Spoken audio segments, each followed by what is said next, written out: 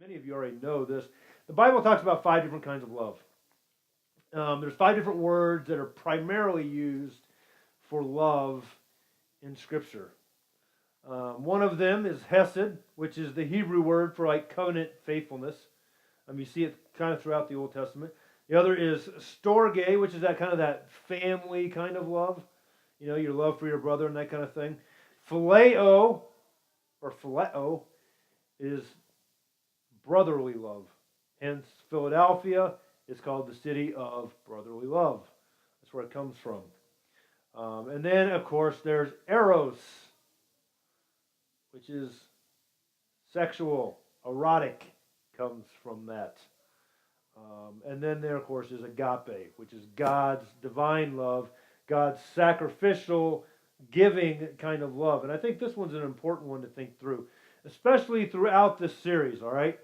Because here's one of the issues I think it always gets raised is when we start thinking through this issue, more often than not, I think we get caught up in thinking not agape kind of love.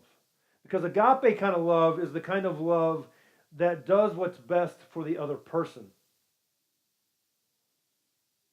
Agape kind of love is the one that would choose not to be a stumbling block, that would choose to be the person that would help their brother, to help their sister stay pure and to stay honorable.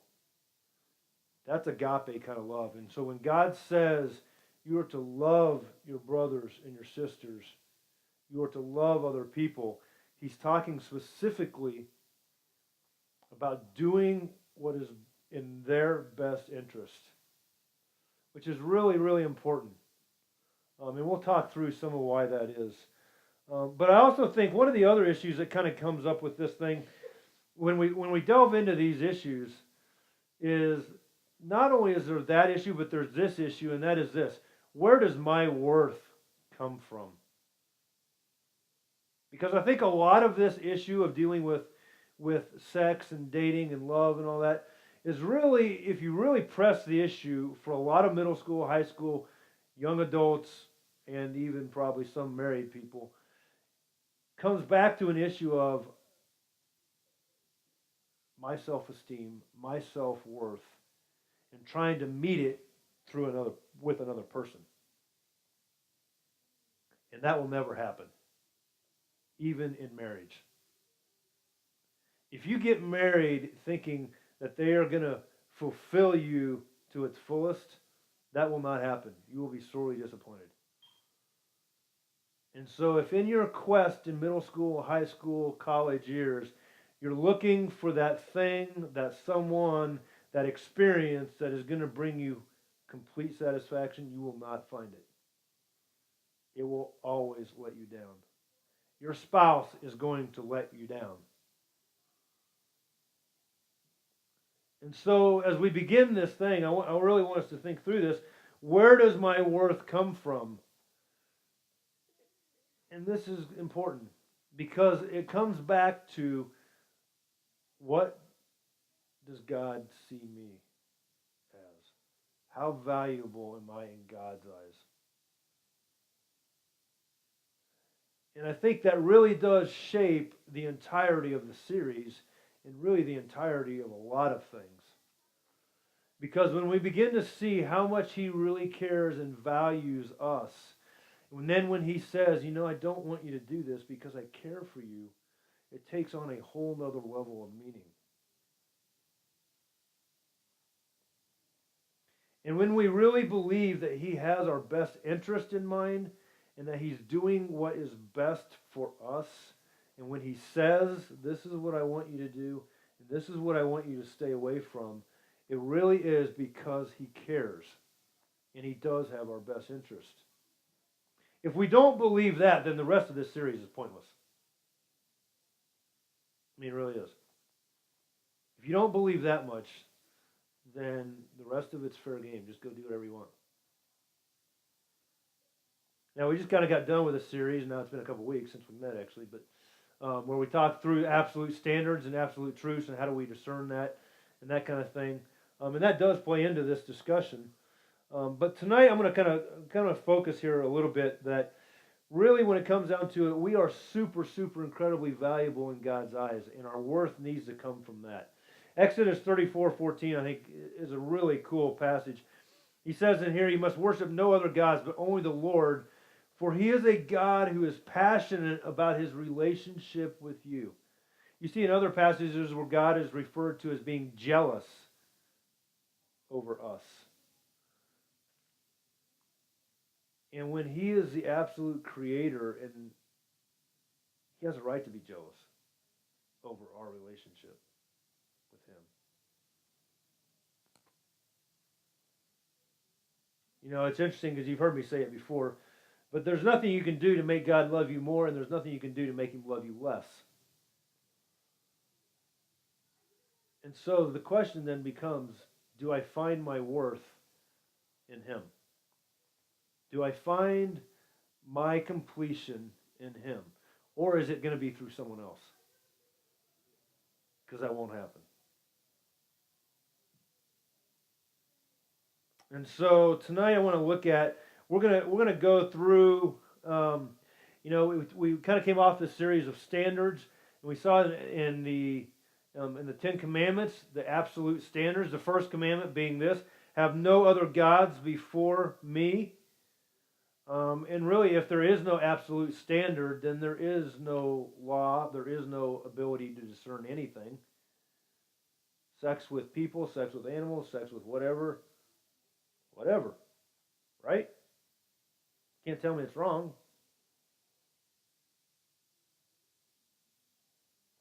And that's the problem. It's because we continue to have these standards that, like, they don't even make sense, and they're just like whoever just finds it. And we'll get into some of the where that leads in the coming weeks. But there has to be a standard. We've talked about that, so I'm not going to keep going on that. I think we come back to John 10:10 as well. That Jesus came that you might have life and have it to its fullest. He wants you to have a life to its fullest.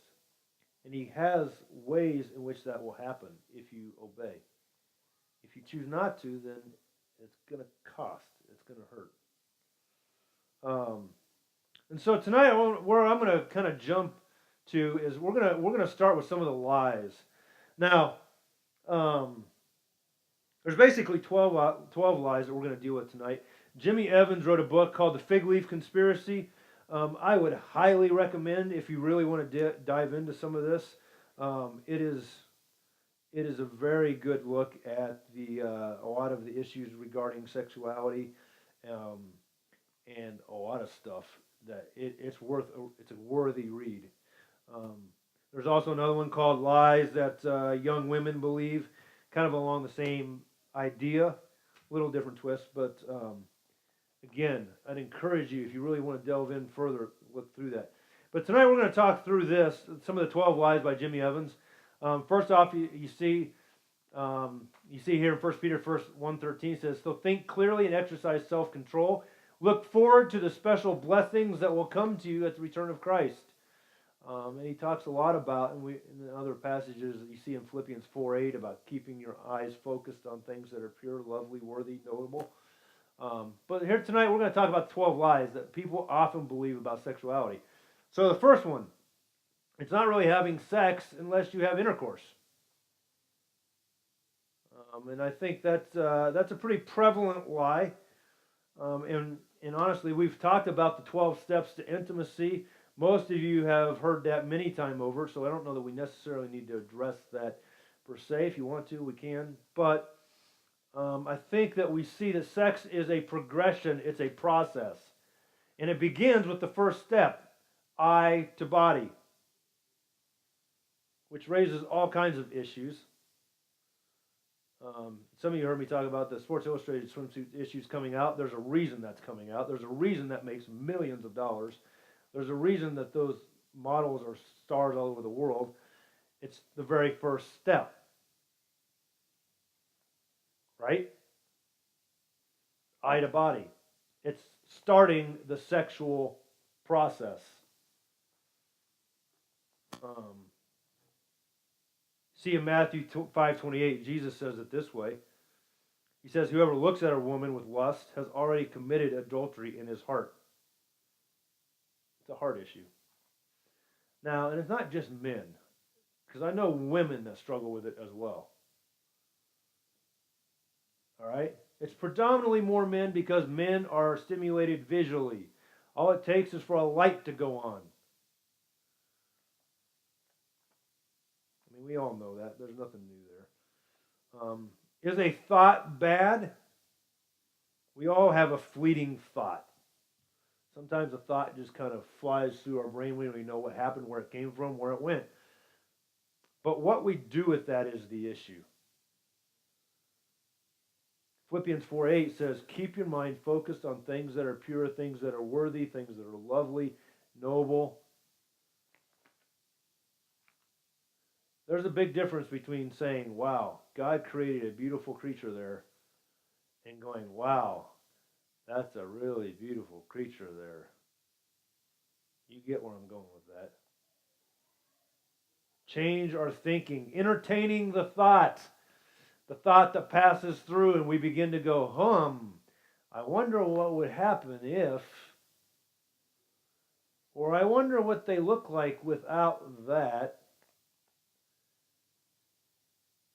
And you begin to see where that goes.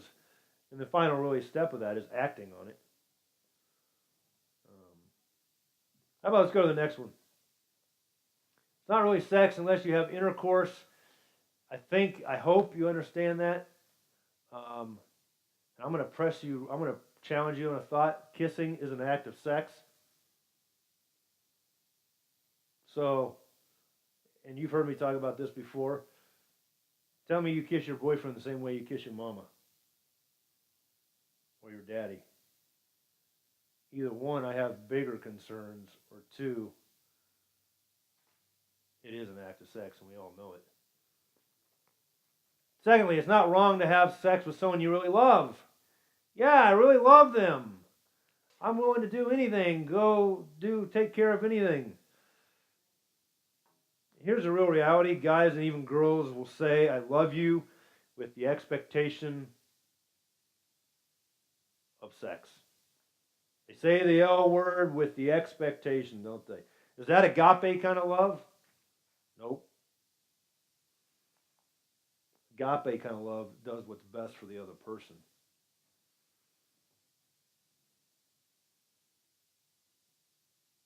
True love doesn't take. Agape love gives. There's a big difference there.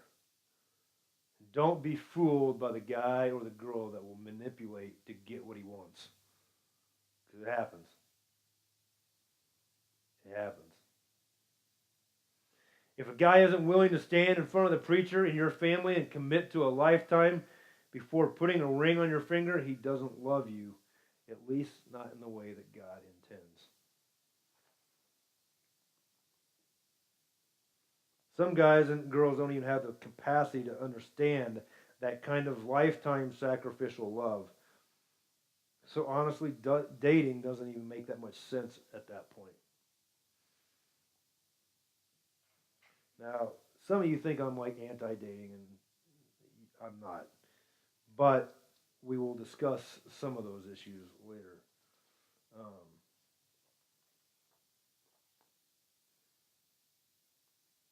Here's the real issue, though. Do you really want to marry someone that's been with multiple people? Think about it. On your marriage night, do you want to go to your hotel or wherever you go knowing that your spouse has been with multiple people before?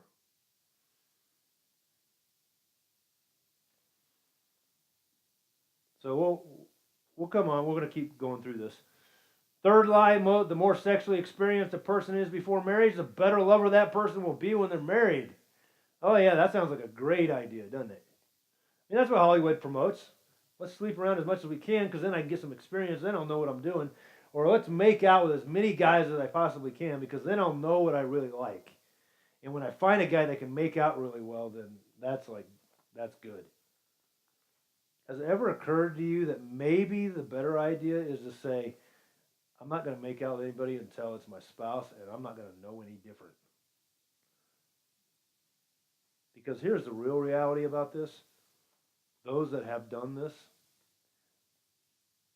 their marriage is going to be this constant game of trust and a constant game of comparison.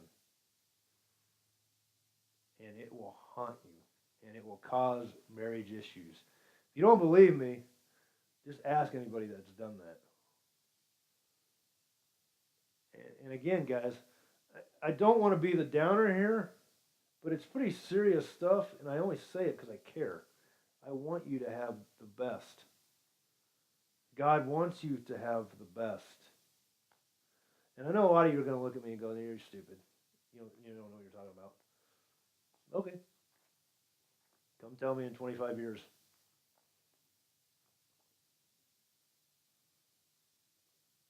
Basically, it's the idea you test drive it before you buy it, isn't it? Some risks, though, to consider. Okay? A single person who has been sexually active with multiple partners for 5 years or more has a 100% chance of contracting STDs and bringing it into their marriage. Most STDs are asymptomatic, which means there are no symptoms for a time and can be passed along without even knowing it. Now, let me stick here. Listen to this, girls especially. Nearly 1/2 of women ages 20 to 24 are infected with HPV, which is a sexually transmitted virus. Half.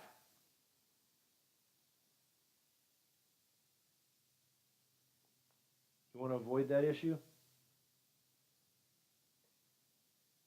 Stay pure.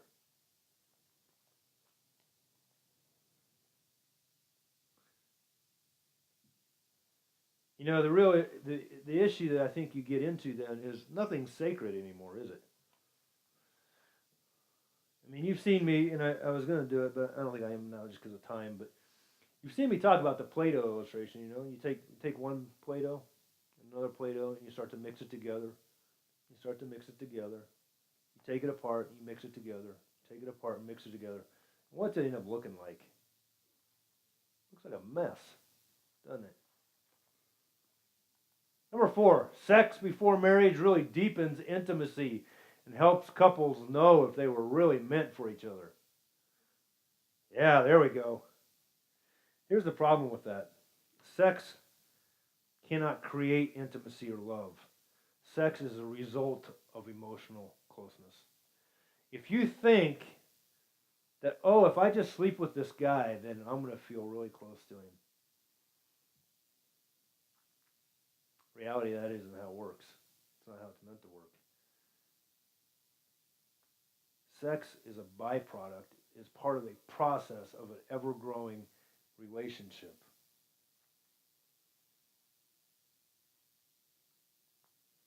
Typically, a woman agrees to live with a man because she believes it will strengthen their relationship and take it to the next level, marriage.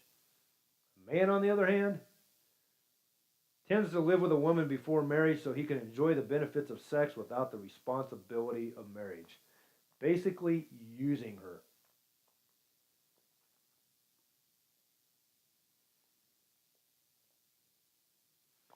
And don't. Here's the. I mean, when I ran a college ministry down in Emporia, I used to have several of the college students that were living together, and they'd always say, we can live together and not sleep together. And I'm like, you are lying. There is no way that you are living together and not sleeping together.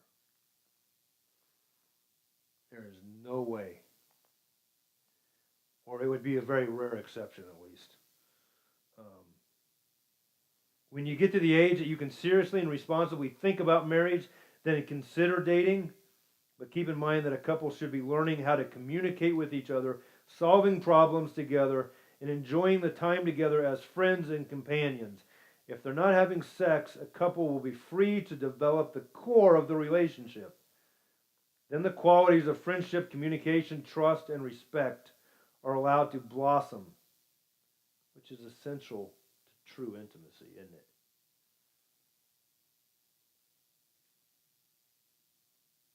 If sex comes into the picture before marriage, it tends to become the primary focus and distracts us from focusing on the foundation. 5, the restrictions God established for sex are puritanical and keep people from enjoying sex to the fullest, which is really funny to think about. Like, God made sex. And, like, I think he understands sex. So it really seems kind of funny that that would be one of the lies. But 6, the most fulfilling and exciting sex is outside of marriage for those people who are not encumbered by biblical morality. You know, they can just kind of do whatever. But here's the real truth. The greatest sex is within marriage. And studies have shown this. Contrary to what Hollywood shows you and promotes,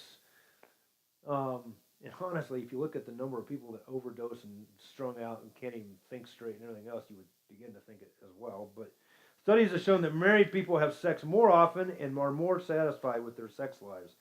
Another study revealed that most sexual and orgasmic women in America are those who are married, monogamous, deeply religious, and Protestant.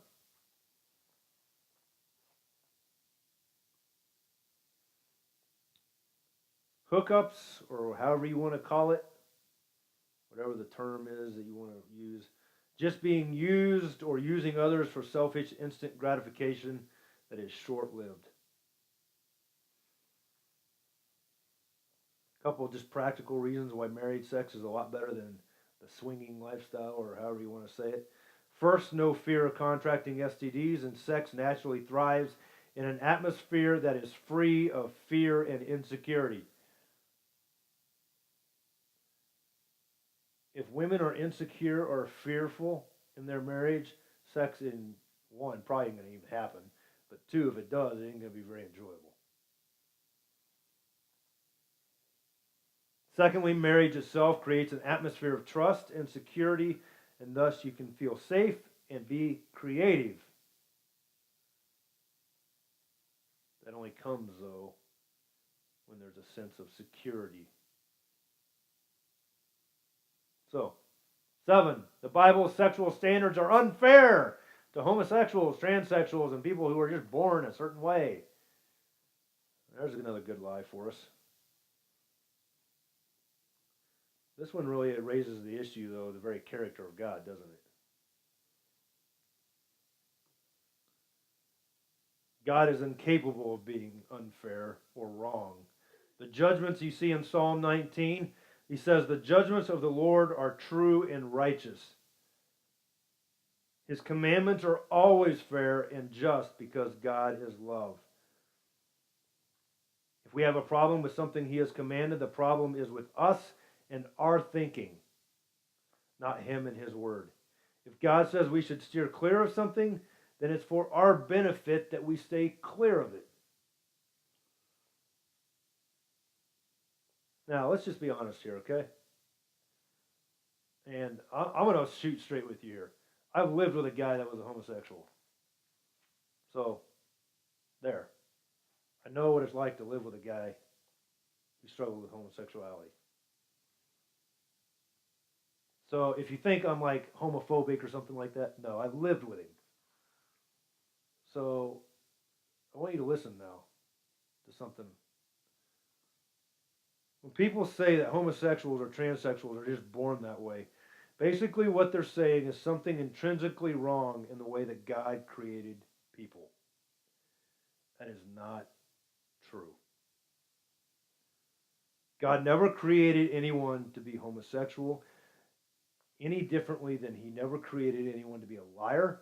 He never created anybody to be a drug user. He never created anyone to be a gossip.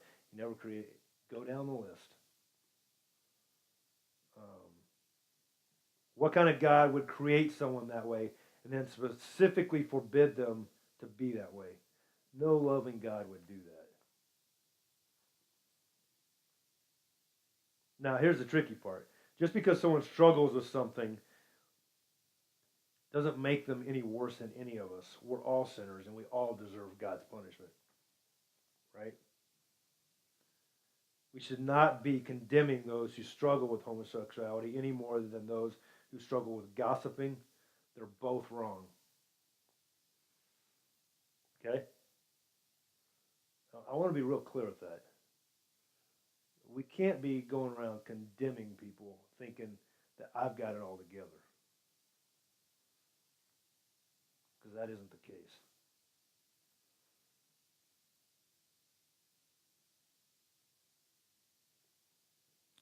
Let's move on. A normal man should be more in touch emotionally. There's something wrong with a husband who wants sex all the time. Yeah. Sex is a powerful weapon that women have to control men and get what they want from them. Here's what Scripture says about this. And we've heard this. I mean, we see it on TV all the time. You know, if the husband wants sex all the time, there's something wrong with him. He shouldn't. No, guys are made and wired. I mean, it's basically telling a guy you can't breathe. A married man. I mean, you're saying if you're withholding sex because one, you just don't like it or whatever the case, you're basically telling your husband, don't breathe. That's just how guys are made. And if you're using sex as a weapon against your husband, well, let's look at 1 Corinthians says. Go ahead and turn to 1 Corinthians 6, 19 and 20. He says this, we have no right to use our bodies for our own selfish purposes. Our sexuality is a gift of God, and He gave us that gift so that we could serve one another, not control one another. 1 Corinthians 6, 19 and 20, if you want to write it down. I was going to try to get it on the YouVersion app thing for you guys, and I flat out ran out of time. So I might still try to do it, and you just look at it later. We have no right to use His gift of sexuality as a tool or a control to manipulate. So, 10, normal women are not emotional or complicated and should be very sexual just like men. That's just a lie. All it takes is living with a woman long enough to realize that's a lie, but I think most of us here probably could even identify that that's a lie. Women are naturally emotional and can be complicated. And that isn't a bad thing. I mean, I'm not saying that that's a bad thing. 11, pornography and other sexual sins can spice up one's sex life and make it better. That is not true either. That will just complicate everything. Sexual sin isn't really wrong if it doesn't hurt anybody. Again, that's not true. When we believe Satan's lies, it hurts everyone around us. It hurts everyone around us.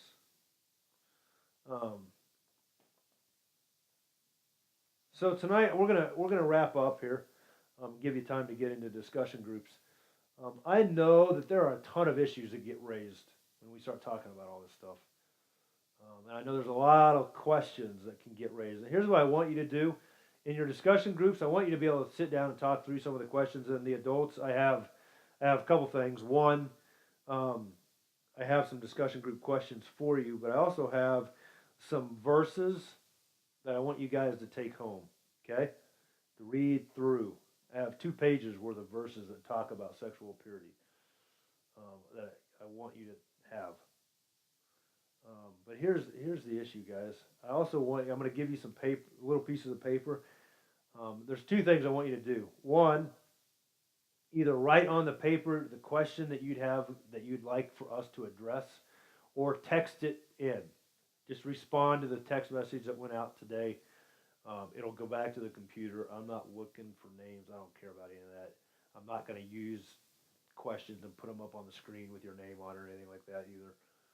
But what I do want to do the next couple of weeks is I want to work at addressing what your questions really are, which means you're going to have to give me the questions some way, whether it's through writing it out or sending it by text. I don't care what it is, because I really do want to help process with you. Fair enough? All right, so let's break up into our discussion groups. Adults, I have